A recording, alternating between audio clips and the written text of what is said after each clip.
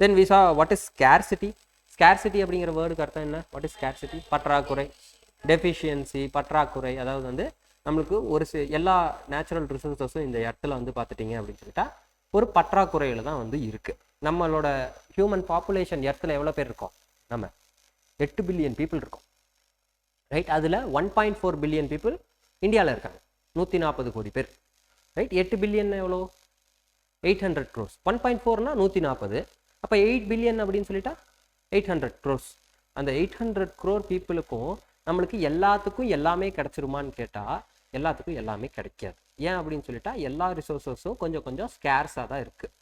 அது ஒவ்வொரு ஜியாகிரபியை பொறுத்து, ஒவ்வொரு என்விரான்மெண்ட்டை பொறுத்து, ஒவ்வொரு இடத்துல கிடைக்கிற ரிசோர்ஸஸை பொறுத்து நம்மளுக்கு ஒவ்வொரு இடத்துல ஸ்கேர்சிட்டி டிஃபர் ஆகும். இந்தியாவை பொறுத்த வரைக்கும் நம்மளுக்கு தண்ணி அப்படிங்கிறது எல்லா பக்கமும் ஓரளவுக்கு நல்லா கிடைக்கும்.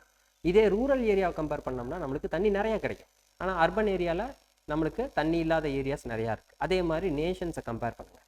இந்தியாவை பொறுத்த வரைக்கும் உங்களுக்கு தண்ணிங்கிறது கிடைக்கும். சவுதி அரேபியாவை பொறுத்த வரைக்கும் கடல் தண்ணியை வந்து எடுத்து அதிலிருந்து உப்பை பிரித்து அதை வந்து நல்ல தண்ணியாக வந்து யூஸ் பண்ணிட்டு இருக்கிறாங்க அந்த இடத்துல. ஸோ அந்த லெவலுக்கு ஒரு ஸ்கேர்ஸான ரிசோர்ஸாக தான் இருக்குது. இது நம்ம எலக்ட்ரிசிட்டி கம்பேர் பண்ணுறதாகட்டும், இல்லை எனர்ஜி கம்பேர் பண்ணுறதாகட்டும், எல்லா இடத்துலையுமே ஸ்கேர்சிட்டி அப்படிங்கிறது ஒன்று இருக்குது. ஸோ இந்த ஸ்கேர்சிட்டிங்கிற வார்த்தையை நம்ம நிறையா தடவை எக்கனாமிக்ஸில் யூஸ் பண்ணுவோம். அதுக்காக தான் ஸ்கேர்சிட்டினா என்ன அப்படின்னு சொல்லி பார்க்குறோம், ரைட்? தென் ஸோ ஸ்கேர்சிட்டியை பொறுத்து நம்ம வந்து ஒரு ப்ராடக்டை ப்ரொடியூஸ் பண்ணலாமா வேண்டாமா, அந்த ப்ராடக்டை வந்து நம்ம வாங்கலாமா வேண்டாமா. ஒரு கம்பெனி பெர்ஸ்பெக்டிவ்லேருந்து பார்க்கும்போது நான் அந்த ப்ராடக்டை ப்ரொடியூஸ் பண்ணலாமா வேண்டாமான்னு யோசிப்பேன். ஒரு கஸ்டமர் பெர்ஸ்பெக்டிவ்லேருந்து பார்க்கும்போது நான் அந்த ப்ராடக்டை வாங்கலாமா வேண்டாமா அப்படின்னு சொல்லிட்டு நான் யோசிப்பேன். கரெக்டாக? ஸோ இப்போ வந்து உங்கள் கையில் வந்து 1 லட்சம் ரூபாய் இருக்குது. ஆனால் வந்து நீங்கள் கார் வாங்கலாம், இல்லை வந்து ஒரு பைக் வாங்கலாம் அப்படின்னு வந்து ஆசைப்பட்றீங்க. ஆனால் வந்து வீட்லேயும் வந்து நம்மளுக்கு செலவுகள் இருக்குது. அப்படிங்கும்போது நம்ம we choose what to engage in அப்படின்னு சொல்லி நம்ம சூஸ் பண்ணுறோம் இல்லையா? ஸோ மணி அப்படிங்கிறது நம்ம கையில் என்னவா மாறிடுச்சு? ஸ்கேர்ஸாக வந்து மாறிடுச்சு. Even money has scarcity value அப்படிங்கிறத நம்ம ஃபுல்லாக உள்ள போய் இன்னும் டெக்னிக்கலாக படிக்கும்போது நம்ம படிப்போம், right? Then we saw what is opportunity cost. Opportunity காஸ்ட்னா என்ன?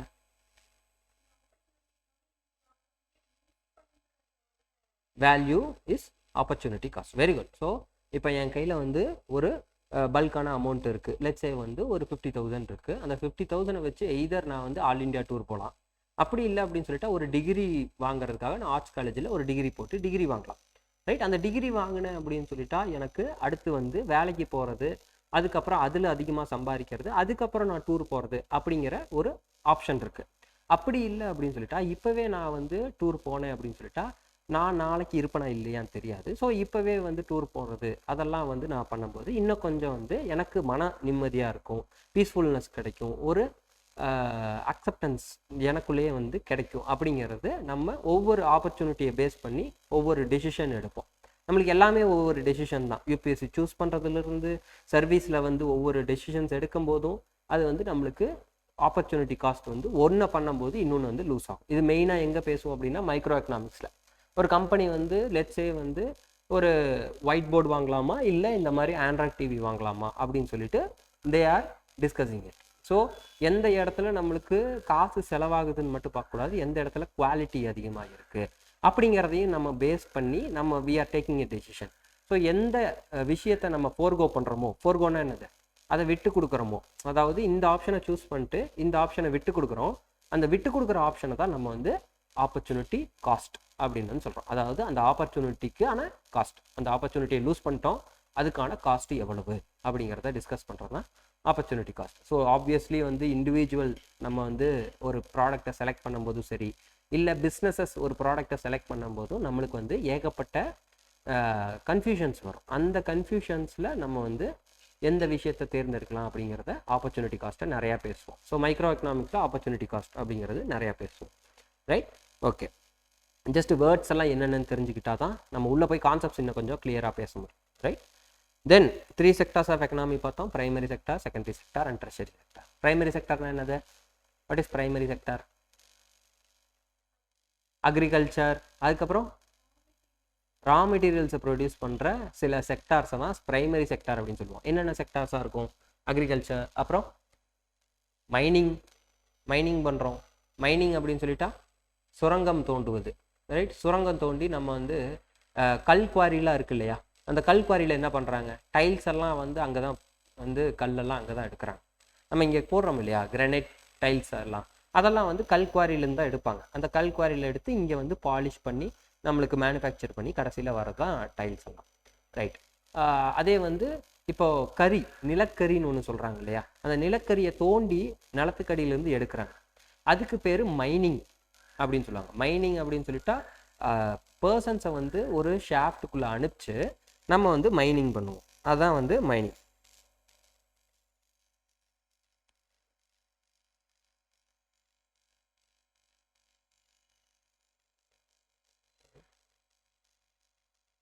ஒரே நிமிஷம் இருங்க.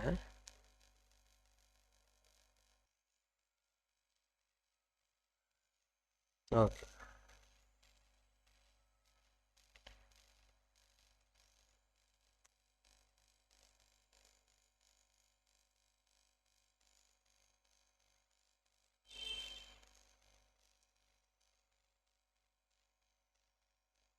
ரைட். இந்த மாதிரி மேலேருந்து நம்ம வந்து கற்களை வந்து எடுத்தோம் அப்படின்னு சொல்லிட்டு அதுக்கு பேர் குவாரிங். ரைட். இதே வந்து நம்ம அடியிலிருந்து லெட்ஸே வந்து இந்த மாதிரி ஒரு மலைக்கு அடியில் வந்து நம்ம ஷாஃப்டை தோண்டி இந்த மாதிரி எடுக்கிறோம். இதுக்கு பேர் வந்து மைனிங் அப்படின்னு சொல்லுவாங்க. மேலே ஒரு லிஃப்ட் வச்சுருப்பாங்க.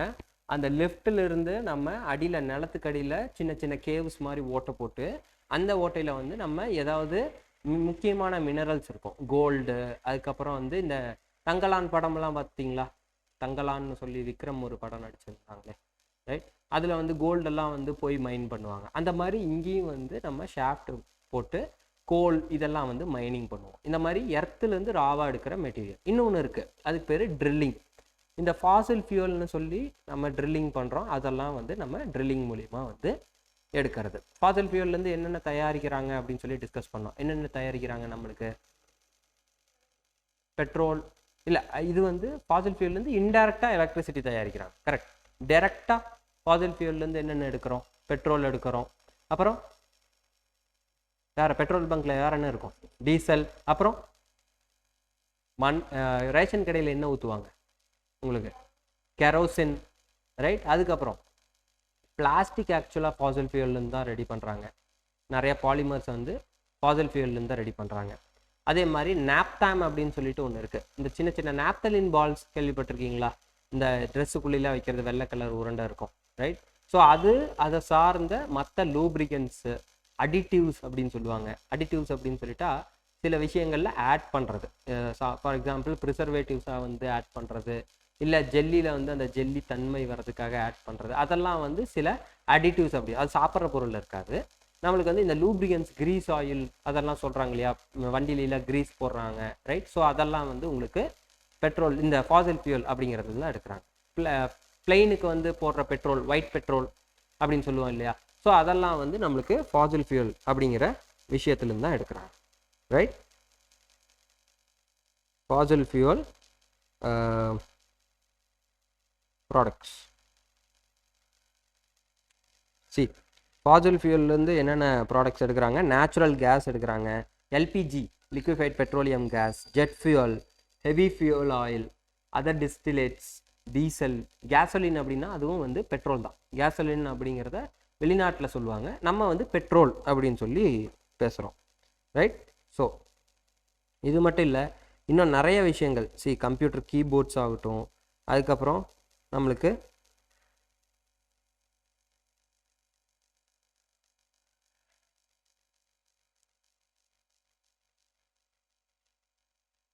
Candies, gums, computer monitors, keyboards, eye glasses, crayons, credit card, இதெல்லாம் நம்ம ஃபாசில் ஃபியூல்லேருந்து தான் தயாரிக்கிறோம் அப்படிங்கிறது நம்மளுக்கே வந்து ஆச்சரியமாக இருக்கும். ரைட். நிறைய பிளாஸ்டிக் பொருட்கள் வந்து உங்களுக்கு ஃபாசில் ஃபியூல் அந்த மாதிரி விஷயங்கள்லேருந்து தான் வந்து மெயினாக தயாரிக்கிறாங்க. ஸோ இதையெல்லாம் எப்படி எடுக்கிறோம், நம்ம ட்ரில்லிங் அப்படிங்கிற ஒரு ஆப்ரேஷன் மூலிமா வந்து எடுக்கிறோம். யூஸ்வலாக ட்ரில்லிங் அப்படிங்கிறது நீங்கள் பார்த்தீங்க அப்படின்னு சொல்லிட்டா வந்து உங்களுக்கே தெரிஞ்சிடும். ஒரு பெரிய இது வச்சுருப்பாங்க, இந்த ஒரு குக்கி மாதிரி, sorry, drilling oil.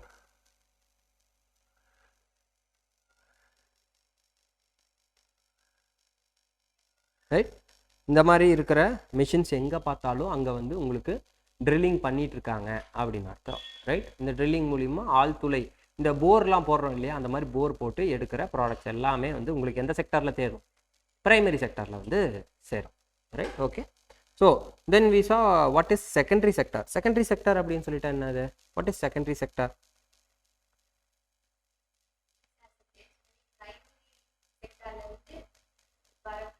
S, very good. Primary செக்டார்லேருந்து வரக்கூடிய பொருட்களை, எஸ் வெரி குட், அதே தான். செகண்டரி செக்டார் அப்படிங்கிறது நம்மளுக்கு பிரைமரி செக்டார்லேருந்து வரக்கூடிய ரா மெட்டீரியல்ஸை வந்து மேனுஃபேக்சர் பண்ணுறதுக்காக கொண்டு வர்றது தான் நம்மளுக்கு செகண்டரி செக்டார். ஃபார் எக்ஸாம்பிள், நம்ம இப்போ இந்த ப்ராடக்ட்ஸ் எல்லாம் பார்த்தோம். அந்த ப்ராடக்ட்ஸை தயாரிக்கிற எல்லா செக்டாருமே செகண்டரி செக்டார் தான். நம்ம நிலத்தை தோண்டி நம்ம ஒரு பெரிய கல் எடுக்கிறோம். அந்த கல் பார்த்துட்டிங்கன்னா உடைக்க முடியாத ஒரு கல்லாக இருக்குது. அந்த கல்லோட கம்போசிஷனை எடுத்து நம்ம செக் பண்ணி பார்க்குறோம். அது வந்து பார்த்தீங்கன்னா அயன்னு தெரிஞ்சிருச்சு. ஸோ இந்த அயனை கொஞ்சம் எடுத்து அதை வந்து நம்ம கோல் கொஞ்சம் மிக்ஸ் பண்ணி அது கூட லைம்ஸ்டோன்னா சுண்ணாம்பு கல், ஈஸியாக உடையிற ஒரு கல், அந்த கல்லையும் நம்ம ஹெவி ஹீட்டில் மிக்ஸ் பண்ணோம் அப்படின்னா நம்மளுக்கு ஒரு ப்ராடக்ட் கிடைக்கும். அந்த ப்ராடக்ட்டுக்கு பேர் தான் ஸ்டீல், ரைட்? இந்த ஸ்டெயின்லெஸ் ஸ்டீல் அப்படின்னு சொல்லி கேள்விப்பட்டிருப்பீங்க. ஸ்டீல் வேற, ஸ்டெயின்லெஸ் ஸ்டீல் வேற, ரைட்? ஸ்டெயின்லெஸ் ஸ்டீல் அப்படிங்கும்போது உங்களுக்கு கேல்வனைசிங்லாம் பண்ணுவாங்க. எலக்ட்ரோலைசிஸ்ன்னு ஒரு இது கேள்விப்பட்டிருப்பீங்க.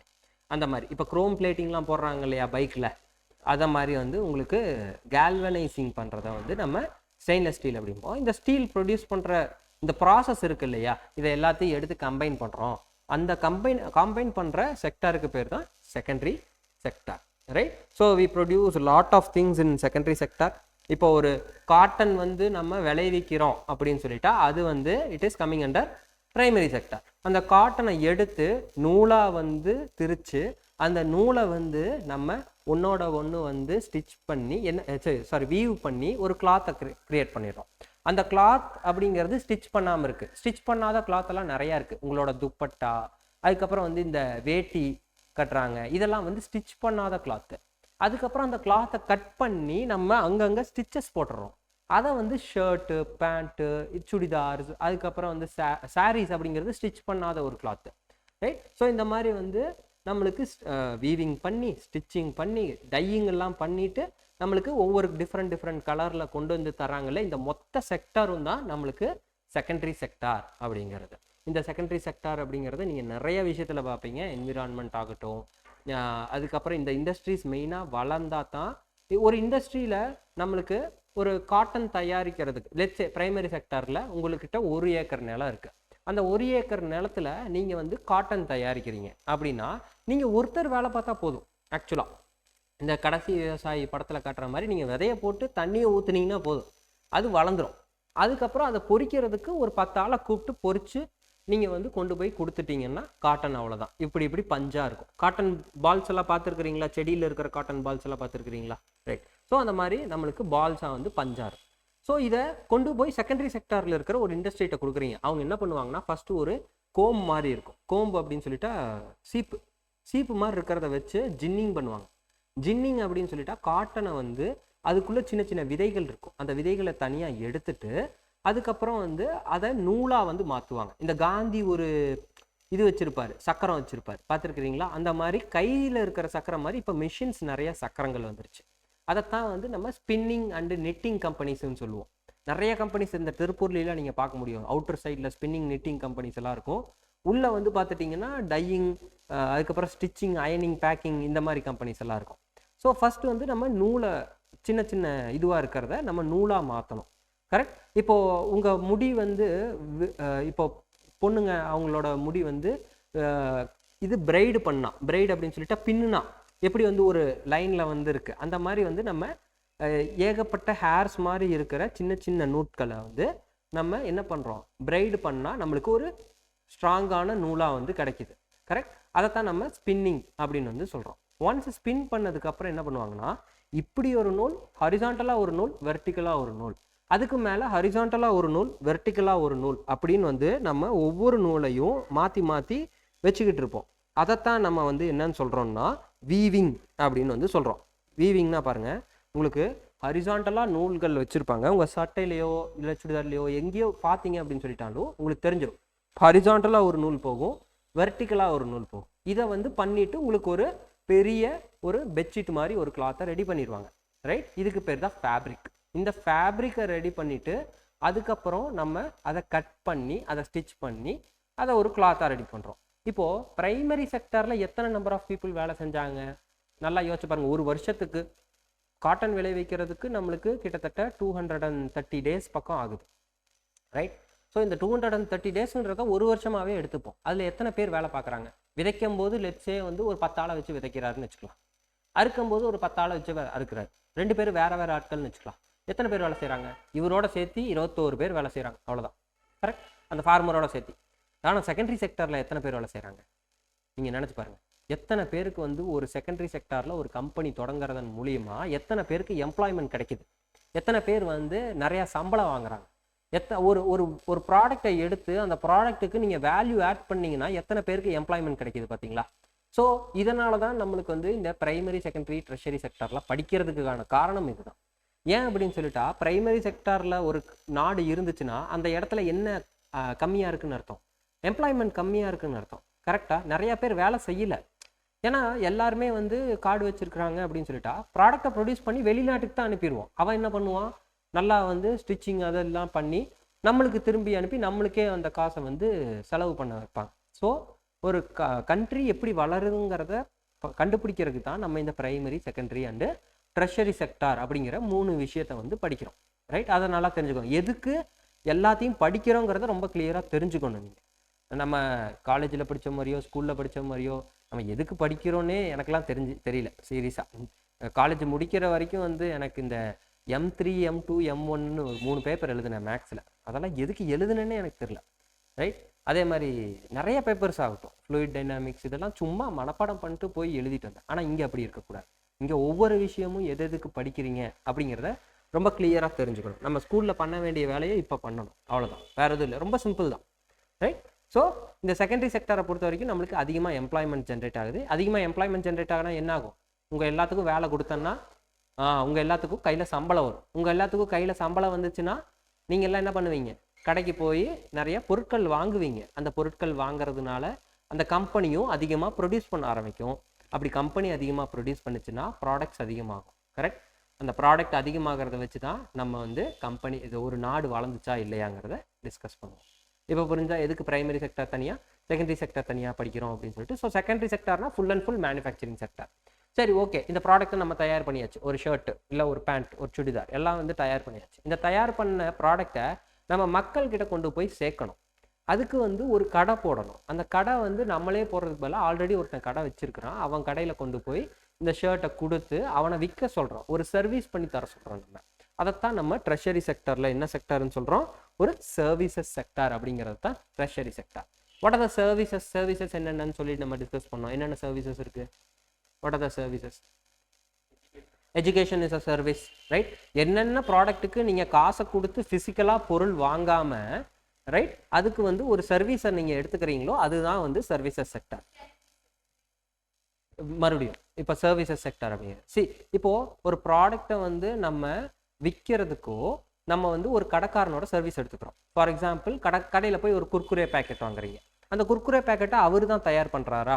இல்லை, கரெக்ட்? அவர் வந்து வெளியிலிருந்து ஒருத்தர் வந்து மார்க்கெட்டிங் பண்ணி குர்குரே பேக்கெட்டை கொடுத்துட்டு போகிறாரு. இந்த ப்ராடக்டை விற்று பாருங்க உங்களுக்கு அப்படின்னு சொல்லிட்டு உங்களுக்கு ஒரு கமிஷன் தரோன்னு சொல்லி சர்வீஸ் கமிஷன் தருவாங்க. அவர் என்ன பண்ணுறாருன்னா அவங்க அந்த கம்பெனிக்கு மக்கள்கிட்ட போய் கொண்டு போய் ப்ராடக்டை சேர்க்கறதுக்கு அந்த கம்பெனிக்கு அவர் சர்வீஸ் பண்ணி தரார், ரைட்? அதே மாதிரி இப்போது எஜுகேஷன் அப்படிங்கிறது ஒரு சர்வீஸ். ஒரு ப்ராடக்ட்டுக்கு நீங்கள் காசு கொடுக்குறீங்க, ஆனால் அந்த ப்ராடக்டை ஃபிசிக்கலாக கையில் வாங்காமல் இருந்தீங்கன்னா அதுக்கு பேர் சர்வீசஸ் செக்டார்னு ஈஸியாக ஞாபகத்தில் வச்சுக்கோங்க. For example education. வேற ஹெல்த் அப்படிங்கிறது ஒரு சர்வீசஸ் செக்டார், ரைட்? இந்த ஹெல்த் செக்டாரில் இப்போ ஹாஸ்பிட்டலுக்கு போகிறீங்க. ஹாஸ்பிட்டலுக்கு எதுக்கு போகிறீங்க? நம்மளுக்கு உடம்பு சரியில்லை அப்படின்னு சொல்லிட்டா நம்ம வந்து ஹாஸ்பிட்டலுக்கு போகிறோம். அங்கே கண்டிப்பாக காசு கட்டணும். அந்த காசு கட்டினதுக்கு நம்மளுக்கு என்ன பண்ணி தராங்க? ஒரு சர்வீஸ் பண்ணி தராங்க. என்ன பண்ணி தராங்க? உடம்பை வந்து சரி பண்ணி மாத்திரை மருந்தெல்லாம் கொடுத்து சரி பண்ணி நம்மளை வந்து அனுப்பி விட்றாங்க, ரைட்? ஸோ ஏதாவது ப்ராடக்ட் வாங்குறீங்களா? நீங்கள் அவங்க கிட்ட இருந்து மாத்திரை மருந்து வாங்குறீங்க, அதை தவிர வேற ஏதாவது வாங்குறீங்களா? இல்லை, கரெக்ட்? ஸோ அது ஒரு வகையான சர்வீசஸ். ஒரு பார்பர்கிட்ட போகிறீங்க, முடி வெட்டுறதுக்கு போகிறீங்க, கரெக்ட்? அந்த காசு கொடுக்குறீங்க, அவர் ஒரு சர்வீஸ் பண்ணி தராரு, கரெக்ட்? ஸோ அது ஒரு சர்வீசஸ் செக்டார். ஸோ இந்த மாதிரி வந்து காஸ்மெட்டிக் ப்ராடக்ட்ஸு மணியை கொடுத்து ஒரு சர்வீஸை வாங்கிக்கிறோம். எல்லாமே நம்ம வந்து மணியை கொடுத்து தான் வாங்குறோம், ரைட்? ரா மெட்டீரியல்ஸை ஒரு மேனுஃபேக்சரிங் செக்டர் வந்து வாங்கும்போது என்ன கொடுத்து வாங்குவாங்க? ஆப்வியஸ்லி மணியை கொடுத்து தான் வாங்குவாங்க. ஃபர்ஸ்டெல்லாம் கூட நம்ம வந்து பார்ட்டர் சிஸ்டம் மூலியமாக எக்ஸ்சேஞ்ச் பண்ணிட்டு இருந்தோம். இப்போ வந்து மணின்னு ஒன்று வந்துட்டனால அது ஒரு மீடியம் ஆஃப் எக்ஸ்சேஞ்சாக யூஸ் பண்ணி நம்ம வந்து மாற்றி மாற்றி வாங்கிக்கிறோம், கரெக்ட்? வேறு என்னென்ன சர்வீசஸ் செக்டர் இருக்குது? கால் சென்டருக்கு கால் பண்ணுறோம், அவங்க வந்து எல்லா பிரச்சனைகளையும் தீர்த்து வைக்கிறாங்க. இந்த மொபைலில் ஏதாவது பிரச்சனை அப்படின்னு சொல்லிட்டா, இல்லை ஒய்ஃபைல ஏதாவது பிரச்சனை அப்படின்னு சொல்லிட்டாலோ, இல்லை சாஃப்ட்வேரில் ஏதாவது பிரச்சனை அப்படின்னு சொல்லிட்டாலோ, முக்கால்வாசி கால் சென்டரில் வேலை பார்க்குறவங்க என்ன சர்வீசஸ் கொடுப்பாங்க? இந்த சாஃப்ட்வேர் பிரச்சனைகளை வந்து தீர்த்து வைக்கிறதுக்காக நம்மளுக்கு சர்வீசஸ் கொடுப்பாங்க. ஸோ அதுதான் ஐடி சர்வீசஸ், ரைட்? அதுக்கப்புறம் வேறு என்ன சர்வீசஸ்? Software services. நம்மளுக்கு ஃபிசிக்கலாக ப்ராடக்ட் இல்லை, டிஜிட்டலாக தான் ப்ராடக்ட் கொடுக்குறாங்க. நம்மளுக்கு ஏதாவது ஒரு சாஃப்ட்வேர் இன்ஸ்டால் பண்ணணும்னா நம்ம காசு கொடுக்குறோம், அதுக்கு நம்மளுக்கு சாஃப்ட்வேர் இன்ஸ்டால் ஆயிடுது, அது ஒரு வகையான சர்வீஸ். Tourism service. வேறு என்ன சர்வீசஸ் எல்லாம் பார்த்தோம்? Hotel service. ஹோட்டலில் வந்து நம்ம போய் ரிசப்ஷனில் வந்து ஐ மீன் ஒரு நாள் நைட் வந்து தங்கிட்டு அதுக்கப்புறம் வரோம் அப்படின்னு சொல்லிட்டா, வெளியூரில் போகும்போது அந்த ஹோட்டலில் இருக்கிற பெட்டையோ பெட்ஷீட்டையோ எதையும் நம்ம வந்து எடுத்துகிட்டு வரது இல்லை, ரைட்? என்ன பேஸ்ட்டு ப்ரஷ்ஷு இதெல்லாம் வேணால் எடுத்துகிட்டு வருவோம், தவிர மற்றதெல்லாம் வந்து நம்ம எடுத்துகிட்டு வரதில்லை. ஸோ இது ஒரு வகையான சர்வீசஸ், கரெக்ட்? ஸோ இதெல்லாம் வந்து நம்மளுக்கு சர்வீசஸ் செக்டரில் வரும். ஸோ ஒரு கண்ட்ரி வந்து அடுத்து செகண்டரி செக்டரில் நிறையா ப்ராடக்ட்ஸை ப்ரொடியூஸ் பண்ணால் தான் சர்வீசஸ் செக்டரில் இன்னும் நல்லா வளர முடியும், கரெக்ட்? அப்படி இல்லை அப்படின்னு சொல்லிட்டா, வெளிநாட்டிலேருந்து ப்ராடக்ட்ஸை வாங்கி நம்ம வந்து அதிகமாக விற்க ஆரம்பிச்சிட்டோம். இல்லை வெளிநாட்டுக்கு நிறையா சர்வீசஸ் தரோம். ஃபார் எக்ஸாம்பிள் இந்தியாவில் வந்து கால் சென்டர்ஸ் அதிகம்னு சொல்லி ஒரு பேரே இருக்குது இந்தியாவுக்குன்னு, ஒரு கிட்டத்தட்ட பேட் நேம் மாதிரியே. இந்தியாவிலேருந்து வர்றீங்களா, வெளிநாட்டில் உங்களை உடனடியாக நீங்கள் என்ன கால் சென்டரில் ஒர்க் பண்ணுறீங்களா அப்படின்னு வந்து கேட்பாங்க. ஸோ அந்த மாதிரி ஒரு பேட் நேம் இருக்குது. பட் வந்து அது ஆக்சுவலாக பேட் நேம்னு சொல்ல முடியாது. நம்ம வந்து மேனுஃபேக்சரிங் செக்டரில் அதிகமாக கான்சென்ட்ரேட் பண்ணாமல் ஸ்ட்ரெயிட்டாகவே சர்வீசஸ் செக்டரில் வந்து நம்ம இன்வெஸ்ட் பண்ண ஆரம்பிச்சிட்டோம். ஸோ அதனால தான் நம்ம சர்வீசஸ் செக்டரில் நிறையா வந்து வளர ஆரம்பிச்சிட்டோம். பட் ஆக்சுவலாக ஒரு நாடு வளரணும்னா ஃபஸ்ட்டு அக்ரிகல்ச்சரில் ஒரு ப்ராடக்டை ரெடி பண்ணி, இல்லை மைனிங்கில் ஒரு ப்ராடக்டை ரெடி பண்ணி அதை வேல்யூ ஆட் பண்ணி மேனுஃபேக்சரிங் செக்டரில், தென் அதை வந்து சர்வீசஸ் செக்டரில் விற்க ஆரம்பிக்கணும். அப்போ தான் வந்து ஒரு நாடு வளர்ந்துட்டு இருக்குது அப்படின்னு வந்து அர்த்தம். நம்ம நாடு வளர்ந்துட்டு தான் இருக்குது. நம்ம வந்து இப்போ மேனுஃபேக்சரிங் செக்டரில் கொஞ்சம் கொஞ்சமாக கான்சென்ட்ரேட் பண்ணிட்டுருக்கோம். இந்த பிரைம் மினிஸ்டர் சொல்கிறதெல்லாம் கேட்டிருப்பீங்க, make in India, made in India, Atma Nirbhar Bharat அப்படின்னு சொல்லி நீங்கள் நிறைய சொல்கிறதெல்லாம் கேள்விப்பட்டிருப்பீங்க. ஸோ அதெல்லாம் வந்து நம்மளே ஓனாக மேனுஃபேக்சரிங் பண்ணணும் அப்படிங்கிறதுக்காக கொண்டு வரப்படுற சில விஷயங்கள், ரைட்? ஸோ அதைத்தான் வந்து நம்ம மேனுஃபேக்சரிங் செக்டார் டெவலப்மெண்ட் அப்படின்னு சொல்லி எடுத்துகிட்டு வந்துட்டுருக்கோம். ஸோ இந்த 3 செக்டார் என்னது, எதுக்கு படிக்கிறோம் அப்படிங்கிற வித்தியாசம் புரிஞ்சுதா உங்களுக்கு? ரைட்? ரொம்ப கிளியராக புரிஞ்சுது, ரைட்? இது ஆல்ரெடி நம்ம பார்த்து தான். பட் எத்தனை தடவை டவுட் வந்தாலுமே நீங்கள் வந்து எப்போ வேணாலும் என்னை காண்டாக்ட் பண்ணி என்ன டவுட்டாக இருந்தாலும் கேட்கலாம். சம்டைம்ஸ் வந்து வீட்டில் உட்காந்துருக்கும்போது நம்மளுக்கு வந்து டவுட்ஸ் வரும். நீங்கள் யூபிஎஸ்சி படிக்க ஆரம்பிச்சிட்டிங்கன்னா இதே தான் மைண்டுக்குள்ளே ஓடிட்டுருக்கோம்.